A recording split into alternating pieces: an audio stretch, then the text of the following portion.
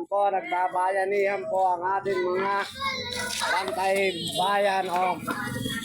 Andito po ang mga masisipag at magigiting na bantay bayan ng Santor. Pinangungunahan po ni Sir Sadi at ni Sir Tolentino at ni Sir. Ayan po, kumakaway pa. Ayan po din si Kuya Ryan, nagmula sa angkan ng Mungkal. Ayan pa si Pamangkin. Ay Pamangkin, ano ba ginagawa mo naman dyan? Ako ay naghuhukay. Ano yung hinuhukay mo naman na yan, Pamangkin? Latte, pamain sa bingwe. Ayun. Ayan po, kaya napakasisipag nito. Kaya tayo na dito sa aming barangay. May bayanihan. Wala sa ibang barangay to. Kundi dito lang. Only in the Santor. Po ay sa hinuhukay para maiwasan ang pagbaha dito sa lugar nila. Ayan po. Nagawan po ng aksyon nating kapitan. Ayan po.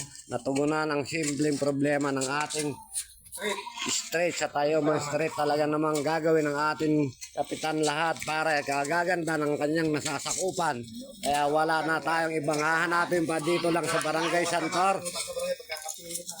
Si kapitan lang po ang nagpapagawa ng ganitong mga gawain. Kaya wala na po tayong problema sa ating barangay. Salamat po sa masisipag na kagawad at mga bantay bayan ng Barangay Santor. Muli sa inyong lahat na nakikinig, andito lang po sila sa Tayuman City. Salamat po.